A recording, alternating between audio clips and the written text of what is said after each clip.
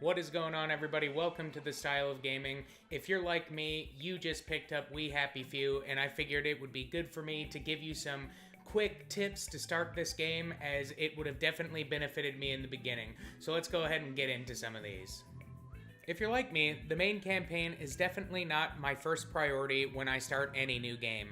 However, for my first piece of advice, I'm going to recommend getting yourself a little bit through the campaign, at least past the Two Musketeers mission where you meet with one of the characters in St. George's home.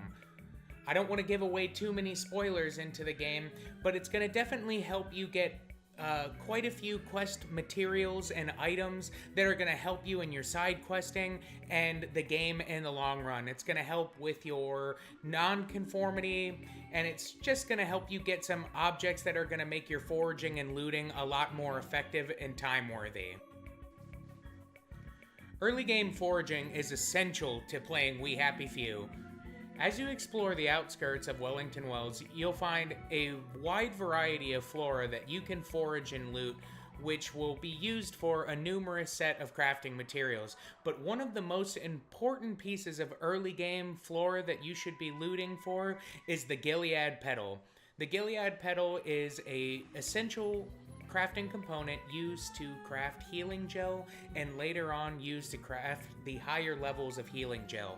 If you're anywhere like me, I tried to go as stealth as I could, was baffling with the combat, and found myself in kill or be killed scenarios, and you're going to want as much healing gel as you can possibly get.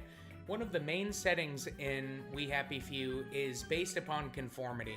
As you'll find, running around the streets of most of the proper homes throughout Wellington Wells will result in annoyed behavior from the citizens and the constables alike. To avoid such behavior, as well as being targeted as a social downer, one of my first recommendations was to get further into the story before beginning side questing. And the reason that I say that is in St. George's Helm, there's an apothecary salesperson that sells a medication called Sunshine. Sunshine mimics the external effects of the mind control substance joy that's used prolifically in We Happy Few. And it allows you to go through downer detectors as well as avoid doctors in later gameplay. It allows you to basically safely navigate through the game without having to deal with the long-term effects of overuse and abuse of joy. In aiding in your nonconformity, one of the most important mechanics that I found in the game is talking to people. If you found yourself accidentally crouching, fall out of a window, or maybe that you just were running down the street. If you happen to notice somebody with a white triangle over their head that they've noticed your annoying behavior, if you speak to them, it will reduce them back to a calm state. Now, another way that you can also influence nonconformity is by bribing constables with scotch. This is one of the most foolproof methods that I have found of basically getting past any door that you need to. You can skip certain quest requirements with scotch. Always loot scotch as you find it, because We Happy Few is a story about your choice of conformity and nonconformity, and I imagine, like most of you, you chose not to take your joy pill. So go ahead and help yourself out with that piece of advice. My fourth piece of advice comes when nonconformity fails you. If you happen to find yourself caught in the throes of a joy withdrawal, or you just happen to make a bad decision and have no means of getting or talking your way out of it, one of the best and most simple tactics that is in We Happy Few is running and hiding. It might seem basic. This advice might be the difference between you standing in front of dozens of bodies and dealing with extreme health use, like I did, or the difference in running and being able to lower the tension in the area and walk away like nothing happened. And finally, for my fifth piece of advice, and I would say is one of the most important, is navigating the fast travel system. As you're traveling the world of Wellington Wells and We Happy Few, you'll find yourself coming across shelters and access points all throughout the different islands in the game.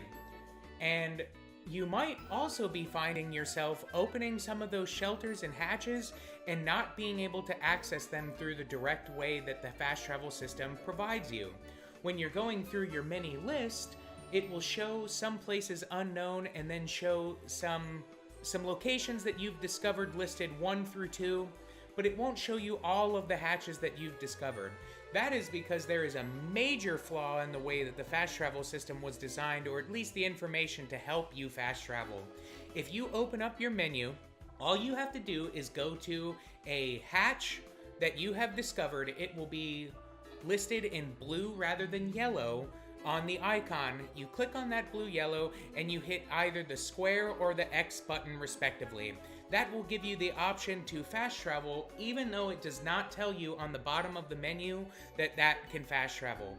Regardless if that's a bug or if that's just how it was and it wasn't listed on the menu, that is one of the easiest ways to fast travel. All you have to do is open up the menu and fast travel. You do not have to return to a shelter to fast travel. I repeat, you do not have to return to a shelter. Well guys, those are 5 of the most important things that I felt. As you know, always forage, always look for everything that you can, open every drawer, break every lockpick, crack every single safe, take everything, sell everything, store everything.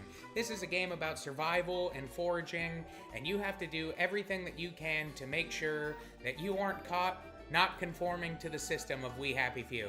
Thanks for tuning in, guys.